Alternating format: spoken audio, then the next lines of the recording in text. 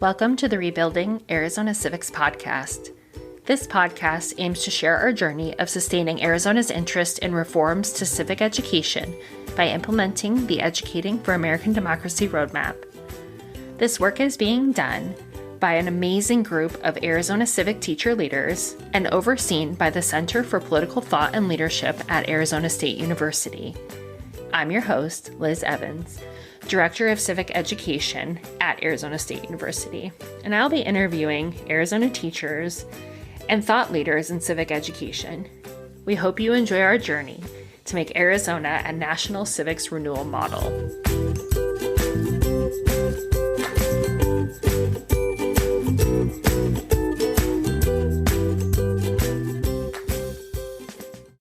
Okay, so today we are on part one of our 7 themes because we are going to split our 7 themes into 2 podcasts.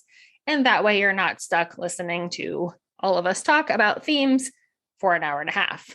So today I have with me again, my 3 task force chairs, Jeremy, Tara, and Tammy.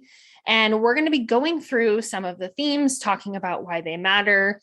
This is really just to get us started.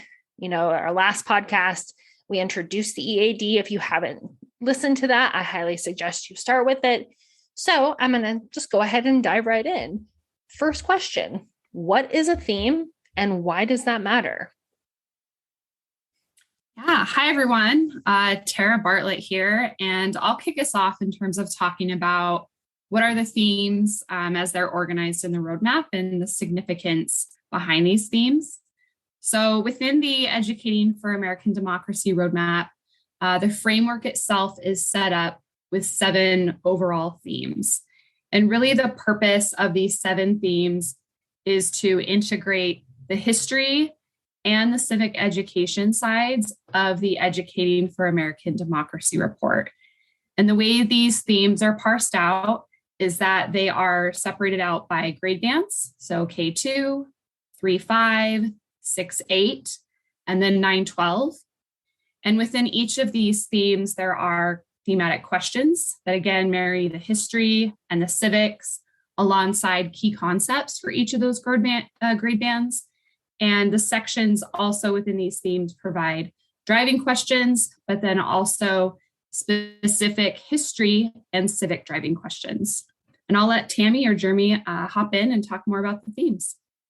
Hi, this is Tammy, and I want to talk to you a little bit about why the themes were chosen and the significance of having the themes. And it was really important as we began to look at all of the content that is part of history and civics, a way to organize it in a way that students can be able to categorize and understand it and create really a touch point. And when we thought about the idea of themes, we were thinking about this idea that you have all this information. And I think of all of these facts, these people, places, events, ideas. I think about them as like balloons. And if you don't tether a balloon to something, it floats away. So I see the themes as a way to tether the ideas about history and civics and geography and economics in the roadmap. And by tethering them to a theme, students are able now to look at that theme and see how it applies in different historical constructs and different examples of civic movements. And they are able to then also take that theme and its spirals, because you're looking at those same 7 themes from your K2 grade band all the way to your 9-12 grade band. I think the fact too that, and I'm looking at the page on the site right here. I recommend what you do is when you have time and you're sitting in front of a computer, when you go to educatingforamericandemocracy.org, click on the interactive roadmap, which is one of the menu options at the top, and you will then see from that page the 7 themes. And if you click on the buttons for each of those themes, you can scroll down and see these key concepts and these guiding questions by grade band and broken into more history focused and more civics focused. I love the way, though, that it's laid out, because visually it demonstrates the interplay between the civics and the history. because it lines them up in two columns alongside one another. One of the things, though, that I think is really great about the fact that we have these like interlocking but distinct enough themes is that, yeah, we have one set of Arizona state standards, but different districts and different schools have dialed those down into different kinds of courses. And so these themes do not presume a specific kind of course layout or format or sequence, because something like, and I don't want to tip the hand too much because we're going to get into the themes, like one of the themes is civic participation. One of the themes is a people in the world. And I think that however a district or a school has created courses and curriculum out of the state standards, you'll be able to find connection points for these. So this actually provides a layer of a significant amount of flexibility and connectivity that, again, like we said in the previous episode, this is not something entirely new and separate that you put on your plate. This is something you mix in with what you're already doing. And for our listeners, I will make sure in our show notes, we have a link that takes you right to the 7 themes. And I think that's one of my favorite things is there are the grade bands. And if you're a kindergarten teacher, you can look at, thematic questions that you can use with your kindergartners. And you might already be doing it in your ELA or in your math or in your science. So since Jeremy brought up civic participation, we are going to start with that theme. Civic participation is the first one. So let's talk about, what does this look like in practice? So civic participation is the first theme listed, although it doesn't necessarily mean that you have to go in a specific order on the themes. But the one thing about the civic participation theme is it is the essence of why we educate for American democracy. I think about this idea of when the Constitutional Convention has ended, we've all heard that story of a woman asking Ben Franklin, what type of government have you created for us? And he talks about a republic if you can keep it.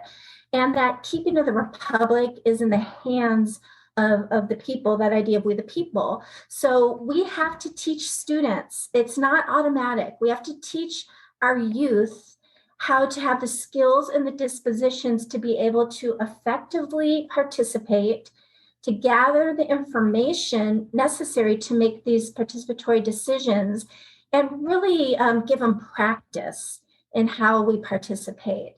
So we're looking at these principles and values and habits that support productive, healthy engagement in our society.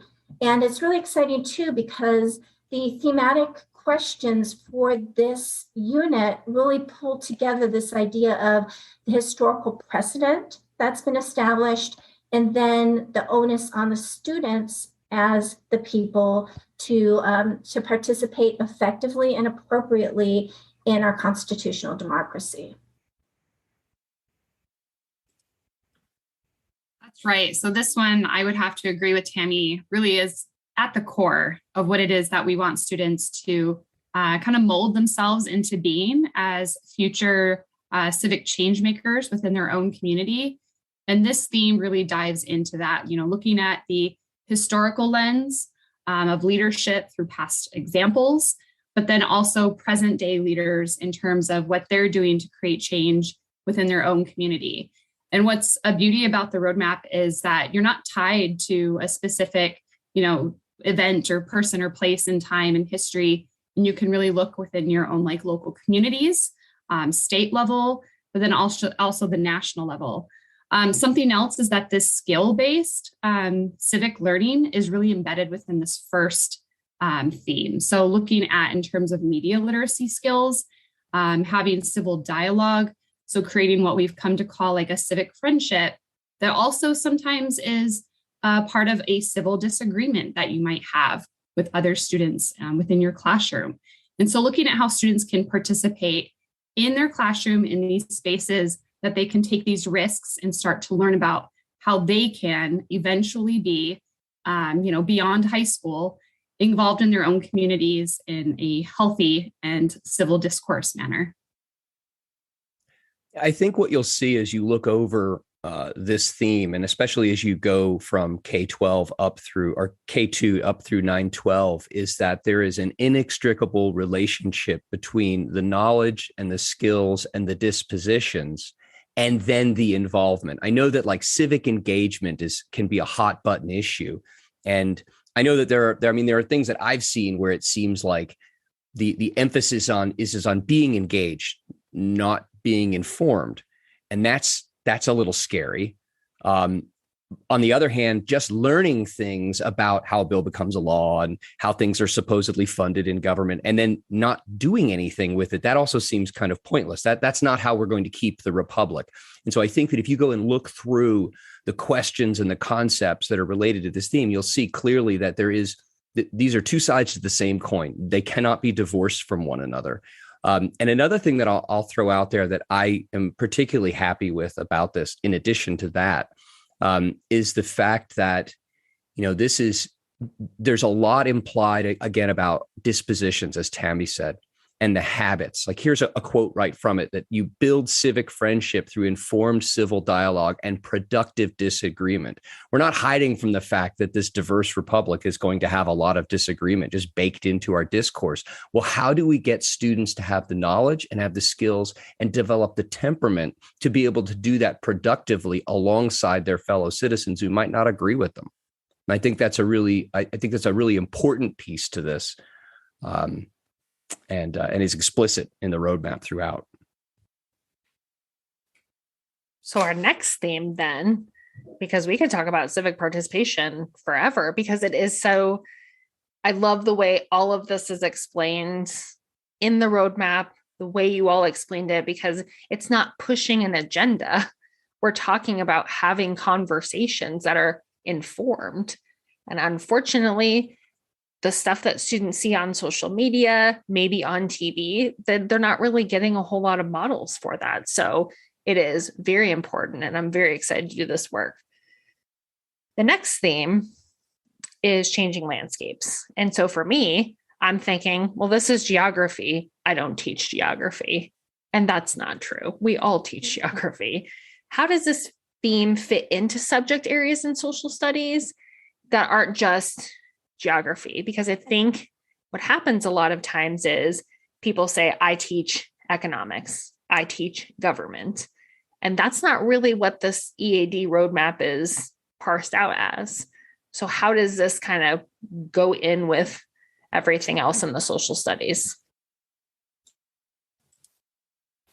Yeah, so I think this second theme, the name of it, Our Changing Landscape, I know that landscape can be somewhat of a misnomer in terms of only thinking about this in geographical terms, right?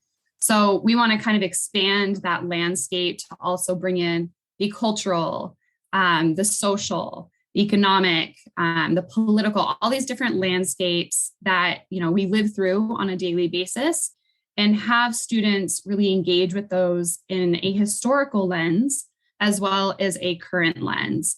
And so that might look like having students look beyond just their own geographical regions and look at the US as a whole in terms of histories and our connections to the land here in the United States, right?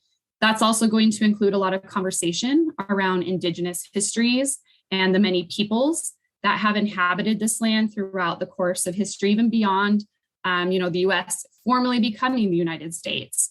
And so looking at each student's own cultural, what they bring to the table, their own culture, their own familial and societal connections, but then analyzing how all of these kind of different identities and culture connections translate to how they will be engaging as future citizens of this country, and how that's going to then shape what they're doing in their own communities.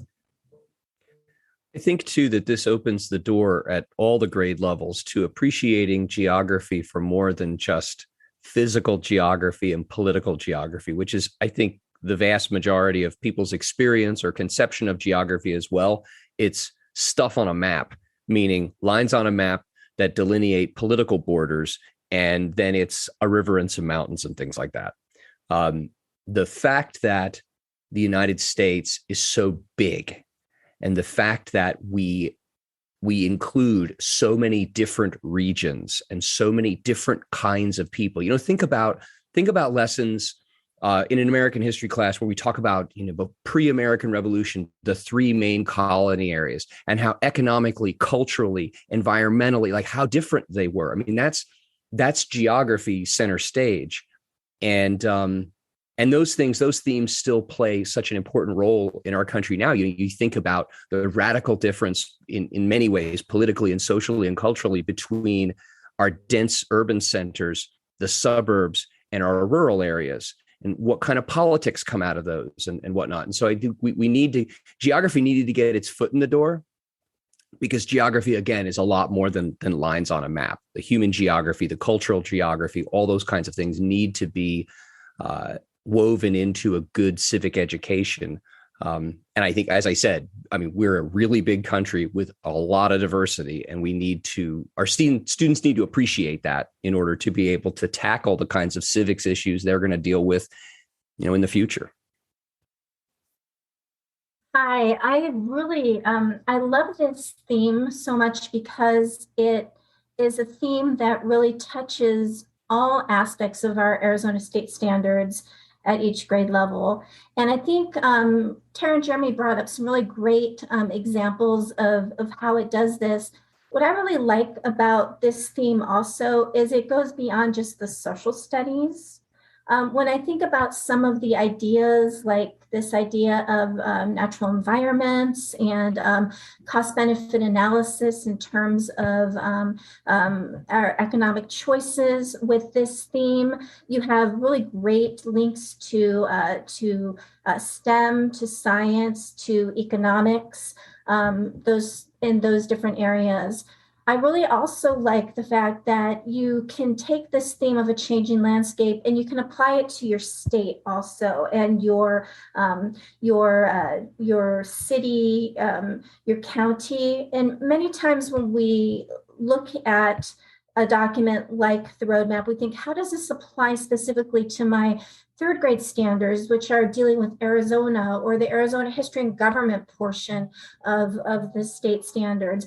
But just looking at this this change in the landscape of Arizona itself, and those issues, or even looking at, I'm housed here in Phoenix, and looking at ways Phoenix has changed, not just the environment of Phoenix as we begin to build out and the impacts of that, but also this idea of the people who have come to Arizona now. We have the Sun Belt and the migration of people from the East Coast. How does that change our politics? How does that change our culture? How does that change our language here in Arizona? So I find that this theme, well, it looks like, hey, on face value, we're just going to look at, hey, it says landscapes, let's just look at the map. I think it goes really deep to the core and the heart of some of these civic ideals and issues, and especially current problems and events that are happening. Those were great explanations and really hit home to the fact that sometimes we read something and make an assumption about what it is. And this is why we're, doing this podcast and doing this work. We really want people to explore it and to see that it's not just something that stands alone and only certain people can teach it. Our next theme we're going to talk about is we the people. And this will be the last one for this podcast. Please listen to part 2 because we're going to get into the rest of them. But for the theme, we the people, how does this theme explore the people as a political concept? Well, America is an interesting place for lots of reasons. One of them is that, and Tocqueville wrote about this in the 19th century. Lots of political theorists and scientists have written about it, that although at our origin, there were obviously there were cultural ties that bound. We are, more than anything else, we're a nation of ideas. We're not bonded by blood. We don't have a single ethnicity. We don't have we do not identify our nationality as a certain ethnic group or a certain racial group. We're bonded by these ideas of, that we find in the Declaration of Independence, that we find in the Constitution, that we find in the Bill of Rights, and on from there. And it's important for anybody, obviously, but for students especially, to understand, that there are many different ties that bind individuals to groups, and we can talk about region, and we can talk about place and space in that previous theme about geography, but the ideas are what sit, really at the foundation of who we are and what we do and how we function together as a group. As groups, and then as groups that come together as groups. I actually look at this, and I look at some of the key concepts and the questions in it, and I see a really rich foundation for discussing contemporary political parties and how, the Democratic Party is not a monolith. The Republican Party is not a monolith. Go back 50 years and those parties are different. Like, how do you account for all the different kinds of ideas and positions and perspectives, and how and why did those people come together? And again, this theme looks at it over time using historical examples, or encourages the use of historical examples, but then also from a more conceptual or theoretical standpoint, like a political science standpoint. Hi. So when I look at this theme of We the People, I love the fact that it really encompasses the civic participation theme and the changing landscape theme. And what I really love about it is this idea of the tension sometimes between the idea of e pluribus unum. So we are many, right? We have a society built on immigration, migration. We have people who came to this country voluntarily, people who were brought to this country through enslavement. We have indigenous peoples who've lived in this country. So we are one of the most diverse nations in the world, politically, religiously. This is a great opportunity to discuss maybe some of that religious diversity in our country and how it's impacted politics and culture. We are a group that has our own cultural ties, but we come together, right? We have that multiple people who come here or who were here and are part of the body politic, but we also have a shared political culture that we the people are part of. And this idea that we have values and principles that tie us together as the people. And I think that's really exciting thing for students to look at, because a lot of times students think about what is it that separates us. This theme can be something that talks about, yes, we have individualism, individual ideas, but we also have a large tie that brings us together as the people in the United States. We have this constitutional democracy that depends on the people being a part of it, and we also have this balance with our individualism and the groups that we create and associate with. So to me, this is a very exciting theme. And when I think maybe sometimes about teaching, when I was a teacher in the classroom, I was thinking about teaching my American history class, I always thought about that idea of looking at it from the perspective of we the people, who we are, how we've changed, and what we'll become. Yeah, the theme, We the People, I think really encompasses both sides of the roadmap in terms of looking at our country in that historical lens of we the people, but then also presently, we the people, right? What does that look like? And so universally, the US, we're a very pluralistic country, as both Tammy and Jeremy alluded to, in a myriad of ways. And so this theme in particular drives home a lot of reflection around these challenges that our country has been faced with due to being such a pluralistic society, but also what opportunities have arisen for our country to come together in terms of unity in creating these features and benefits that really best serve everyone here in our country. So I agree. This theme is exciting in terms of teaching, we the people, because that is so baked into so many of our founding documents. But sometimes I think as teachers, that's not always, deep dive in terms of what does that phrase really mean. So I think that between the guiding questions and the challenges that are posed within this particular theme, We the People, this is just a really exciting approach to look at that history of our country to what we're facing today.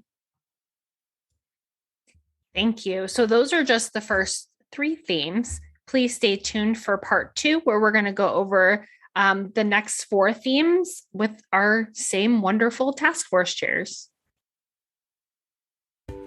Thank you for listening. You can find the Center for Political Thought and Leadership on social media channels. Please subscribe to our podcast wherever you find your favorite podcast. And on a last note, the views and opinions expressed on this podcast do not necessarily represent the Center for Political Thought and Leadership or Arizona State University.